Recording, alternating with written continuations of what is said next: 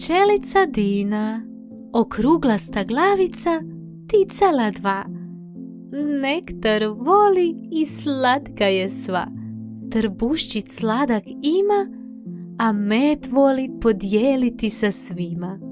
Svako jutro vrijedno radi, košnicu novu ona gradi.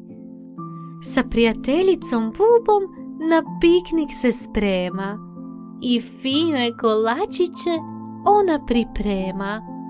Livada je prepuna raznoga cvijeća, za malenu pčelicu Dinu to je sreća.